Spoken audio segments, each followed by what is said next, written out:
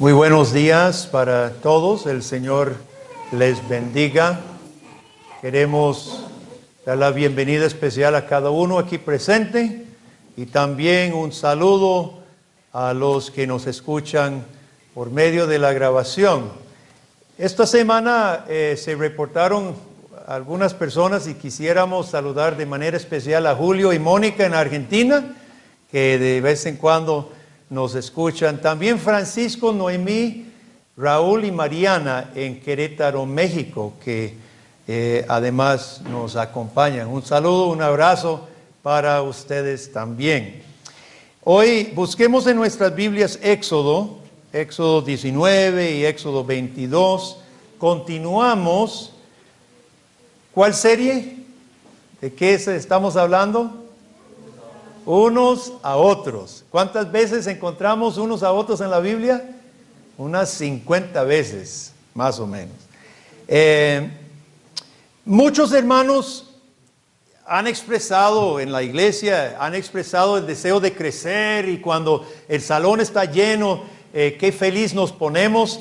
Yo creo que todos compartimos esa alegría, pero ¿sabe? No hay pasaje alguno en la Biblia donde Dios dice, llene el salón. Mi voluntad es que ustedes llenen su iglesia y tengan una iglesia grande. No hay pasaje. Lo que a Dios le interesa no es tanto el crecer, que Él dará el crecer, sino el hacer de parte nuestra. Dios se preocupa quiénes responden, quiénes vienen, etc. A nosotros nos corresponden otras cosas que estamos meditando en esta serie, unos a otros. Y hoy vamos a hablar de apoyarnos unos a otros en algunas formas específicas. En Éxodo capítulo 19, Dios ha sacado su pueblo de Egipto, los ha llevado al monte de Sinaí. Todo el monte Sinaí humeaba, porque Jehová había descendido sobre él en fuego, y el humo subía como el humo de un horno. Chicos, imagínense esa escena. El humo subía y todo el monte se estremecía. Terremoto, en gran manera. El sonido de bocina iba aumentando en extremo. Moisés hablaba y Dios le respondía con voz tronante. Y descendió Jehová sobre el monte Sinaí, sobre la cumbre del monte. Y llamó Jehová a Moisés a la cumbre del monte, y Moisés subió. Lo que sigue se llama el libro del pacto, que son los capítulos 20 al 23. Dios llamó a su pueblo que se presentara, les recuerda que les ha salvado de la mano cruel de Faraón, y ahora Dios manifiesta su gloria y instruye a su pueblo cómo ellos pueden agradarle, cómo pueden dar gratitud por la salvación al Dios Salvador, al Dios de gloria, al Dios de poder. Éxodo 24, 7 y 8 es el final de todo. Tomó el libro del pacto, que son estos capítulos anteriores. Tomó el libro del pacto, lo leyó a oídos del pueblo, el cual dijo, haremos todas las cosas que Jehová ha dicho y obedeceremos. Entonces Moisés tomó la sangre y roció sobre el pueblo y dijo, he aquí la sangre del pacto que Jehová ha hecho con vosotros sobre todas estas cosas. Ahora, algunas de las cosas que Dios había dicho al pueblo rociado, al pueblo redimido, rociado con la sangre, significando su limpieza, significando el perdón de sus pecados, algunas de las cosas las vemos en Éxodo 22, 21 en adelante. Vamos a leer Éxodo 22, 21. Al extranjero no engañarás ni angustiarás, porque extranjeros fuiste vosotros en la tierra de Egipto. A ninguna viuda ni huérfano afligiréis, porque si tú llegas a afligirles, ciertamente oiré yo su clamor, y mi furor se encenderá, y os mataré a espada, y vuestras mujeres serán viudas y huérfanos vuestros hijos. Cuando prestares dinero a uno de mi pueblo, al pobre que está contigo, no te portarás con él como logrero, ni le impondrás usura. Si tomares en prenda el vestido de tu prójimo a la puesta del sol, se lo devolverás. Porque solo eso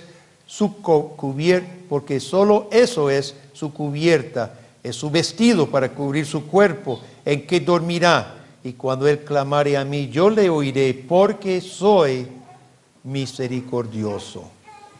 Entonces, hermanos, mire, Dios ha acercado su pueblo a sí mismo, les ha sellado con la sangre rociada, y ahora Dios quiere que este pueblo se porte de una forma entre ellos, que es la forma de agradarle a Él, que sea un pueblo considerado de los extranjeros en este caso.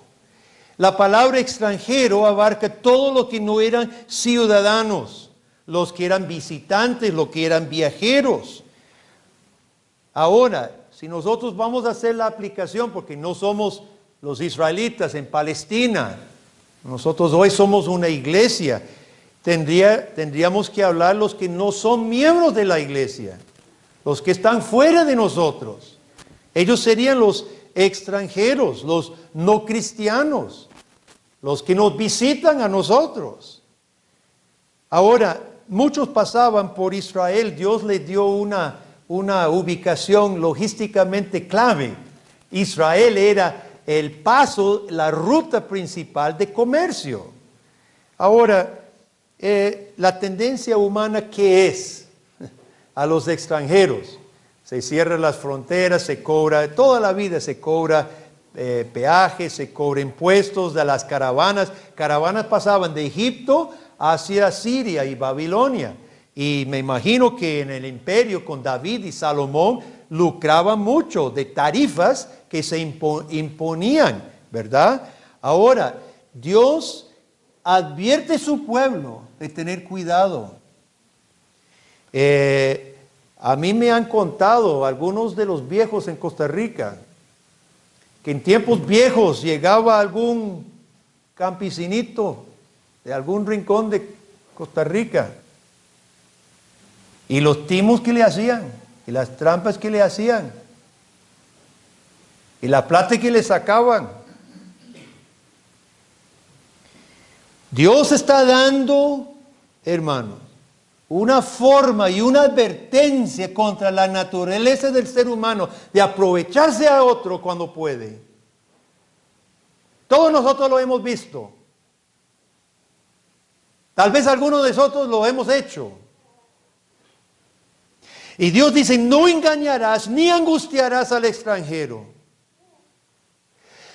Fíjese muy bien que para Dios no bastaba ser buena gente, los israelitas unos con otros.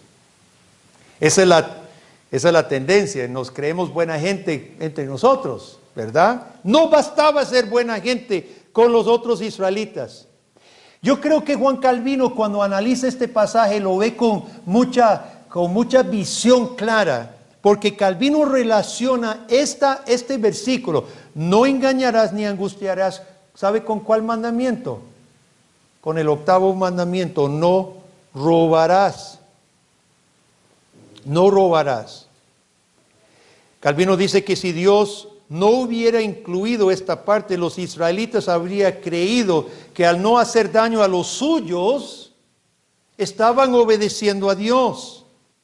Pero cuando Dios encomienda a los visitantes, a los viajeros, como si fuera familia propia, de esta forma los israelitas entendían que la equidad debía ser practicada para con todos los hombres.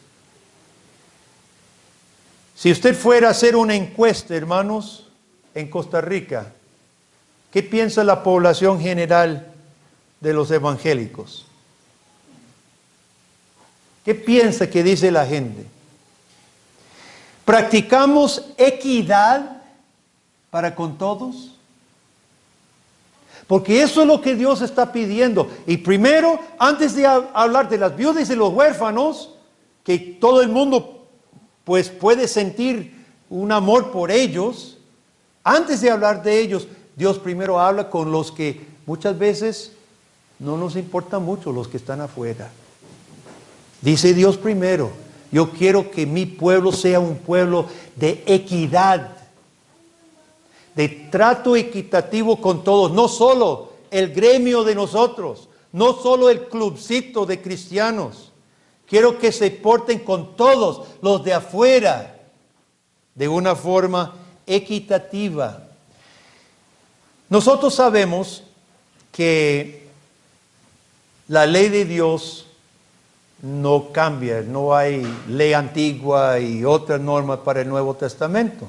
Nosotros sabemos que la ley moral es tanto el Antiguo como el Nuevo Testamento. Si bien las circunstancias han cambiado de Israel a la iglesia, la voluntad de Dios es la misma. Y en Gálatas 6:9, Pablo básicamente dice lo mismo que lo dijo Moisés. No nos cansemos pues de hacer bien, pues a su tiempo segaremos y no desmayamos. Así que según tengamos oportunidad, hagamos bien a todos, mayormente a los de la familia de la fe. Que ninguna persona que pase por esa puerta a esta iglesia se vaya sintiendo que este es un grupo frío, que este es un grupo que poco le importa las personas, quienes sean, quienes como sean, estén vestidos, qué color tengan, el aspecto que sea.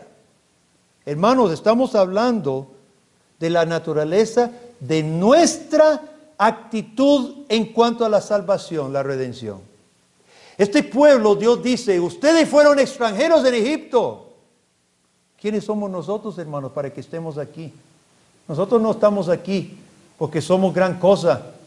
Dice Pablo, recuerde bien, lo vil del mundo Dios escogió Dios. Si estamos aquí, es por haber sido lo vil del mundo, hermano.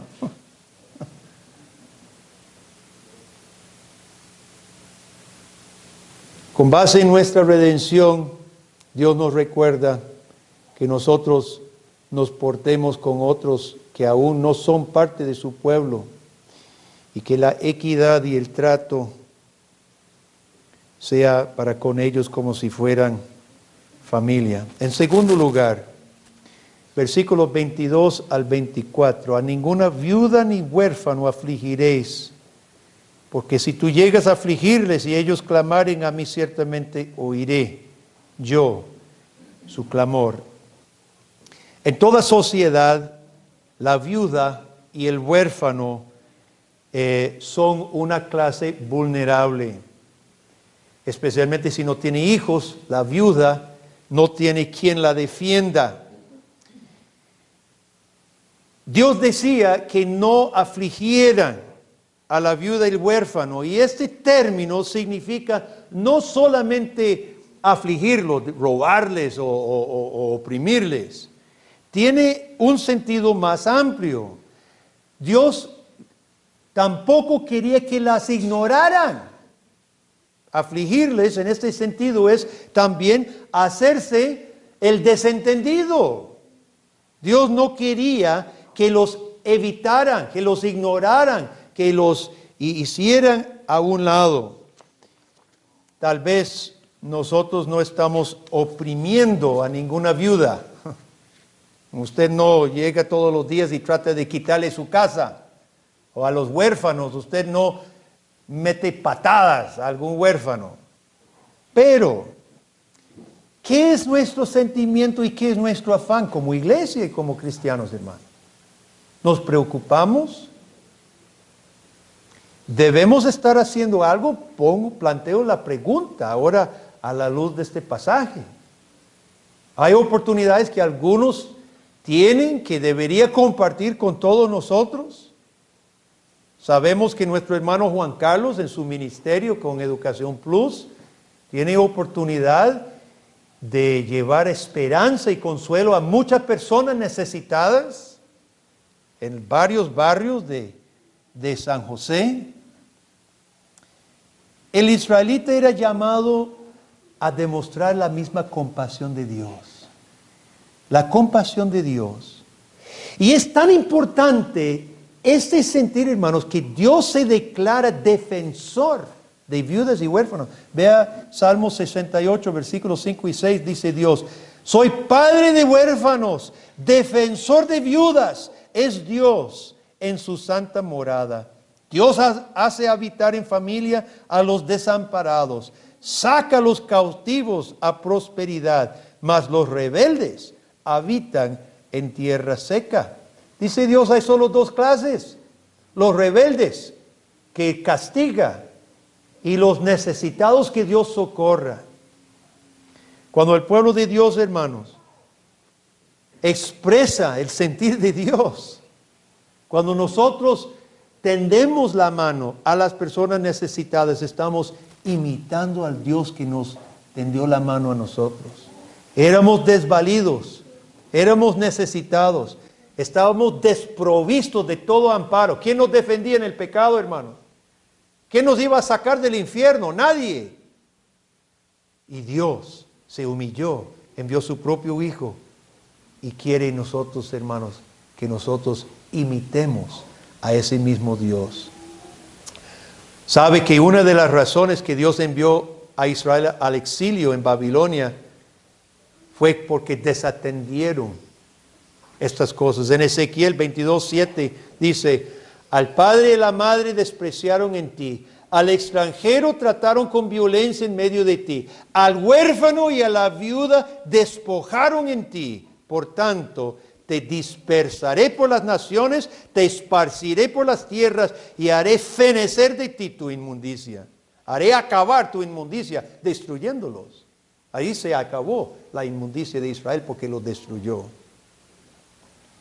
Hermanos, si nosotros hoy somos pueblo del pacto, rociado con la mejor sangre de Cristo, usted sabe por qué nosotros bautizamos rociando el agua, aspersión.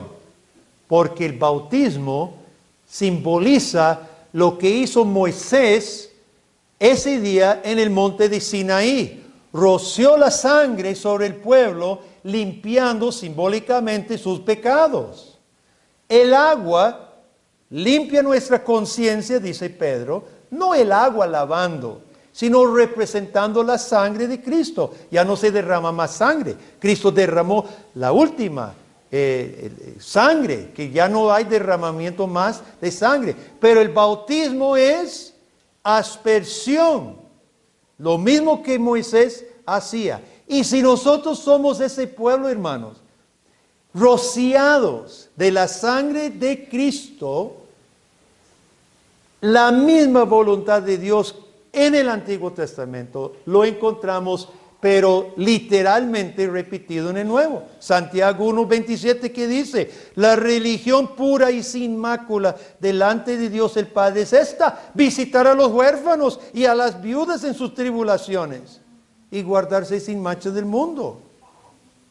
Hermanos, la ley de Dios, la ley moral de Dios no conoce Antiguo Testamento, Nuevo Testamento. Es el reflejo de Dios mismo. Dios se ha mostrado como un Dios misericordioso, compasivo. Y cuando Él nos redime, Él dice: ahora lo he redimido, lo he lavado, He purificado sus pecados para que ahora usted me refleje en el mundo. Mi imagen estoy poniendo sobre mi pueblo. Muchos conocen a Charles Spurgeon como gran predicador, y nosotros los predicadores compramos los libros de Spurgeon y leemos sus sermones y sus charlas a sus alumnos, que son fascinantes. Y sin duda Charles Spurgeon fue un orador poderoso en el púlpito. Pero ¿sabe qué?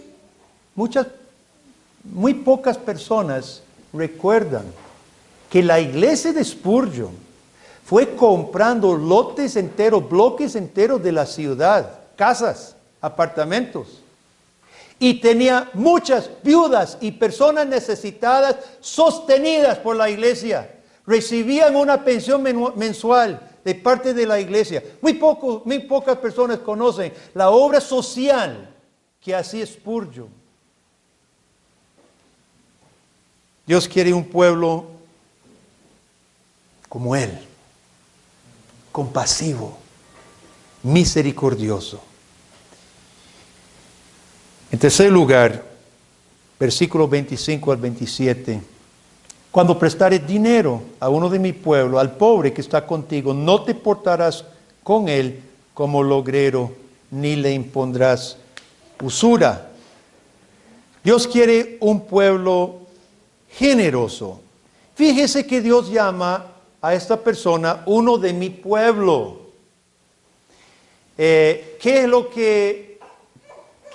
que la gente hace para valer en nuestra sociedad hoy en día? ¿Cómo sabe usted, con solo ver una persona, cómo sabe usted si tiene platica o no tiene platica?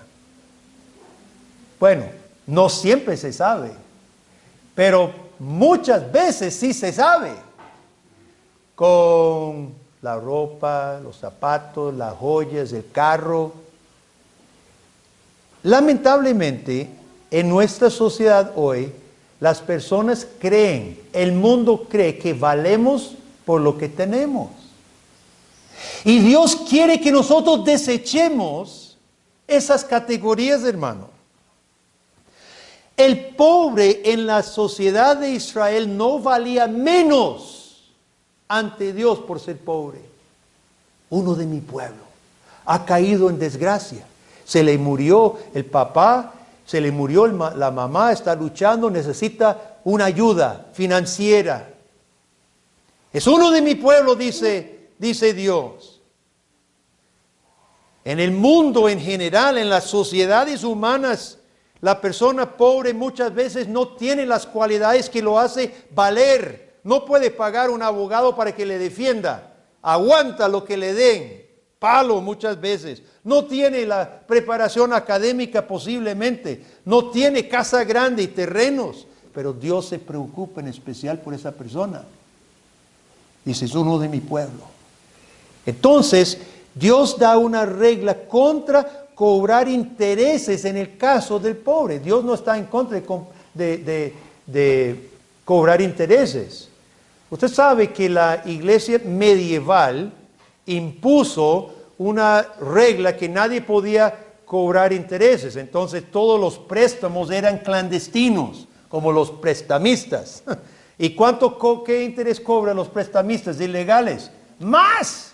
El banco cobra bastante y el prestamista cobra más. Entonces era un desastre en Europa los préstamos ilegales caros. Juan Calvino dice, no, Dios no está en contra de usar el dinero como un instrumento para hacer capital. Solo que Calvino puso límites, límites de avaricia, límites sobre los pobres, límites de abuso, que muchos piensan que Calvino es el padre del capitalismo, pues en cierto sentido sí, pero olvidan los límites que Calvino ponía sobre el uso del dinero. Pero en el caso del pobre, debían debían dar dinero sin cobrar intereses.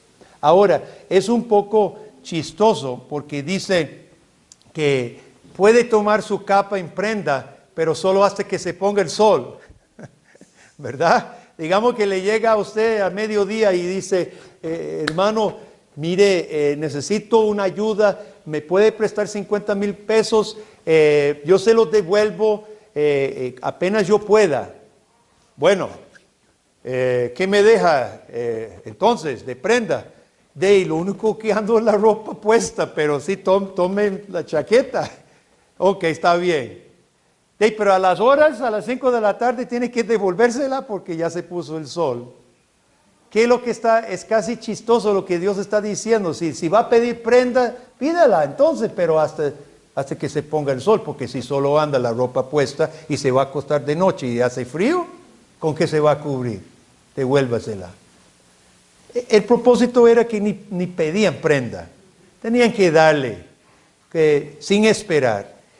Y dice Dios en versículo 27, el motivo por ser generoso y por ser misericordioso, ¿cuál es? ¿Cómo termina 27? Porque yo soy misericordioso.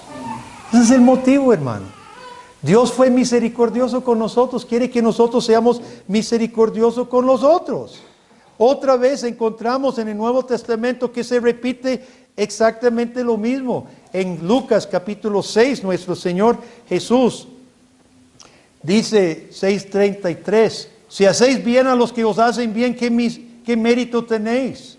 También los pecadores hacen lo mismo. Y si prestáis a aquellos de quienes esperáis recibir, ¿qué mérito tenéis? Porque también los pecadores prestan a los pecadores para recibir otro tanto. Amad pues a vuestros enemigos, haced bien, prestad, no esperando de ello nada, y será vuestro galardón grande, y seréis hijos del Altísimo. Porque Él, Dios Altísimo, Él es benigno para con los ingratos y malos. Sed pues misericordiosos, como también vuestro Padre es misericordioso. Hijos del Altísimo se llama los que imitan a Dios, los que practican la generosidad, los que practican la misericordia serán llamados hijos del Altísimo. Hermanos, es preocupante escuchar a cristianos hablar a veces de ciertas personas, posiblemente personas que no se ajustan a nuestro estilo de vida. Es preocupante escuchar las palabras despectivas. Mire, recordemos dos cosas, bueno, entre otras. Dios fue misericordioso con los, ¿qué dice Jesús? Malos y los ingratos. Está hablando de nosotros. Dios es misericordioso con los malos y los ingratos. Así que no nos hagamos los merecedores de su misericordia. Fuimos malos e ingratos con Dios y Él fue misericordioso con nosotros. Recuerde otra cosa, usted está criando a sus hijos y ellos van a ser reflejo suyo como usted es reflejo de su Dios.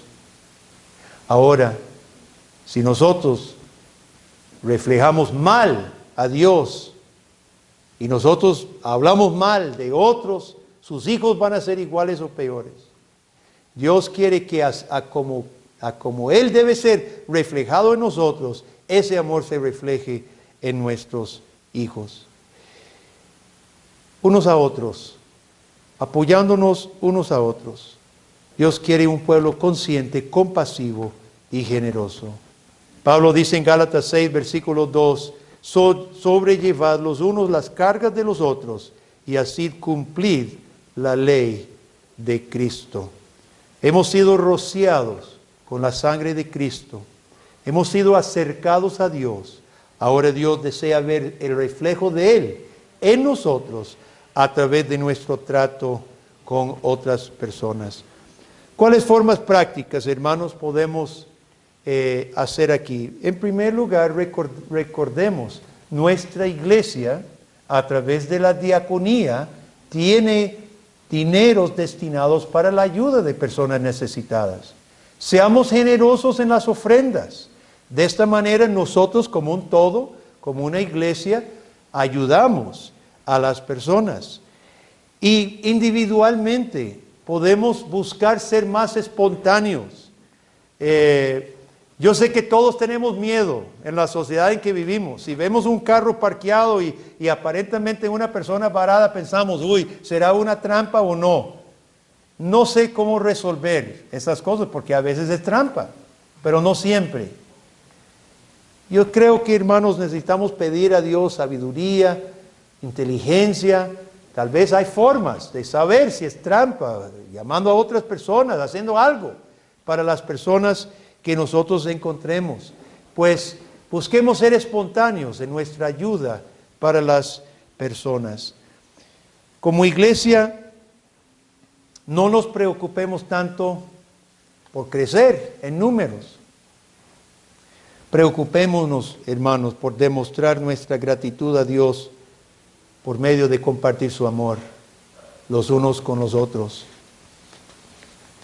El pueblo rociado de la sangre del pacto, un pueblo rociado de la sangre de Cristo, procura ser un pueblo considerado, consciente, un pueblo compasivo y un pueblo generoso. Porque yo soy misericordioso, dice el Dios del cielo.